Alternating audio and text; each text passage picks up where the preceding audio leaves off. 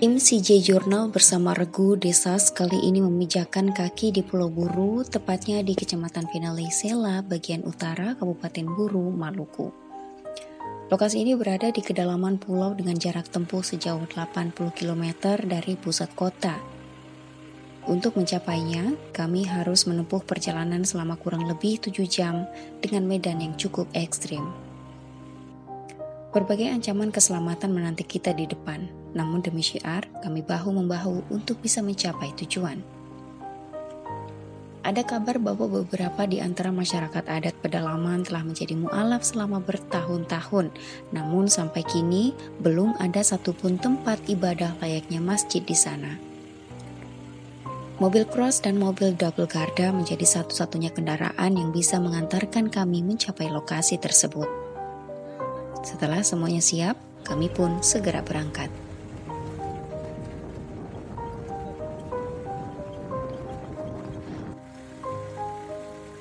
Untuk mencapai daerah pedalaman, kami arahkan rute menuju dataran tinggi. Itu artinya kami harus melalui jalan menantang dengan tebing curam di sisi jalan, serta rute yang terus menanjak. Untungnya cuaca kali ini tergolong cukup baik, sehingga kondisi jalan mudah untuk dilalui. Sekitar 2 jam pertama, kondisi jalan masih terbilang aman tanpa hambatan. Namun memasuki rute berikutnya, kami dihadapkan pada kondisi jalan yang rusak. Jalanan yang terjal dan berlubang membuat mobil seringkali hampir kehilangan kendali. Tidak cukup sampai di situ. Pada titik tertentu, kami pun terpaksa harus turun dari mobil agar driver bisa lebih leluasa mengendalikan mobilnya melalui rute curam maupun jembatan darurat. Sebagian dari kami juga bertugas mengarahkan mobil saat akan melalui medan rintangan.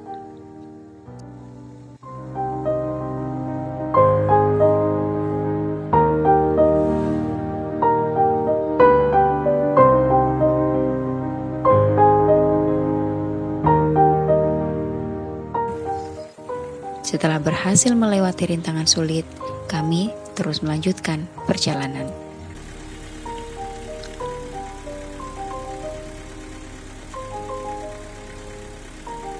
Tanpa diduga, kami akhirnya dihadapkan pada medan yang lebih sulit.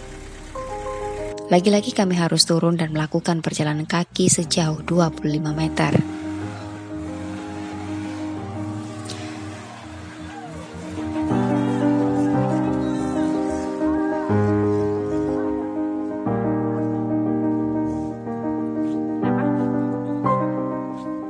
Setelah bergelut dengan jalan menantang, kami pun tiba.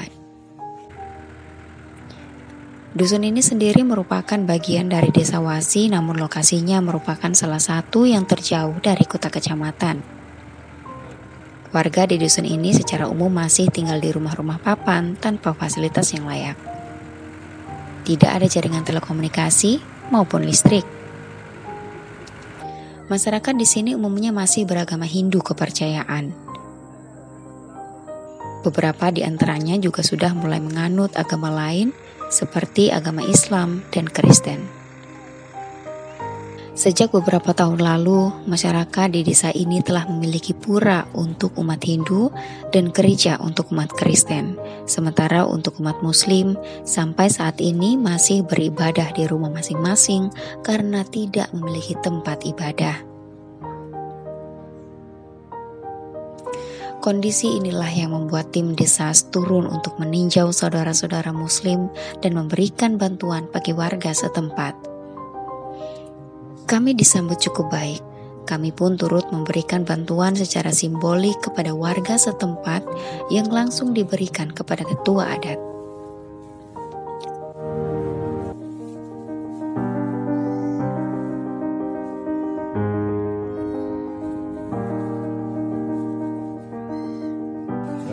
Dari DS ASR ya, Ustadz Ferry Sulaiman di Jakarta kirim salam untuk saudara-saudara semua yang ada di pedalaman Pulau Buru, sehingga beliau menitipkan ini pada kami untuk diberikan sebagai tali kasih beliau untuk kita semua saudara yang ada di pedalaman. Untuk meringankan pekerjaan, kami terpaksa menurunkan seluruh sembako bantuan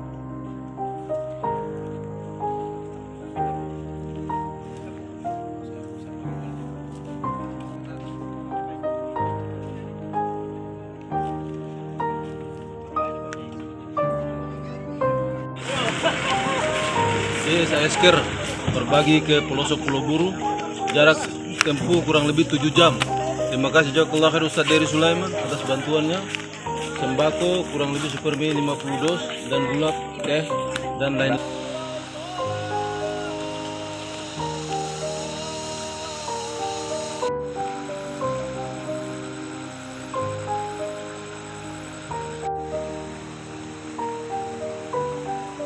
Setelah beberapa waktu, kami mendatangi lokasi yang rencananya akan dihibahkan para tetua adat setempat untuk membangun masjid. Tidak terlalu luas, namun cukup untuk mendirikan bangunan dengan kapasitas banyaknya warga Muslim di desa ini.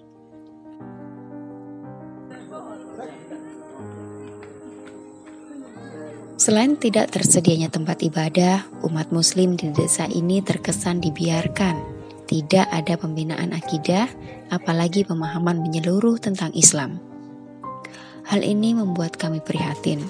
Kami tersadar ternyata masih ada saudara seiman yang justru masih membutuhkan tempat untuk beribadah.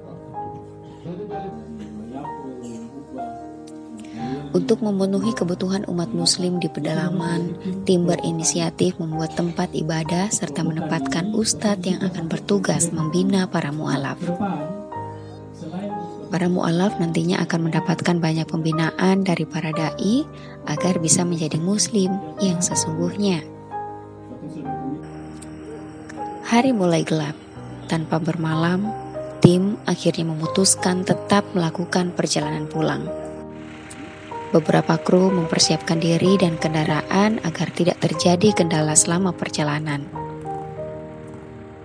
Perjalanan selama 7 jam keluar dari zona pedalaman cukup menguras adrenalin kami.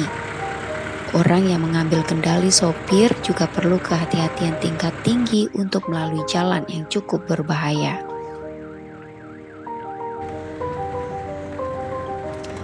Keterbatasan cahaya di malam hari merupakan satu hal penting yang harus diperhatikan. Karena selain terbatasnya jarak pandang, munculnya hewan liar secara tiba-tiba di jalur lintasan bisa saja membuat kami celaka. 6 jam perjalanan di tengah hutan akhirnya tepat pukul 10 malam kami sampai di kota kecamatan. Ada perasaan puas dan lega. Sebuah perjalanan yang membuka mata kita tentang wajah-wajah yang tertutup jarak dan terisolir yang bahkan membutuhkan kepedulian umat untuk sebuah masjid yang harusnya bisa berdiri kokoh sebagai tempat mereka beribadah.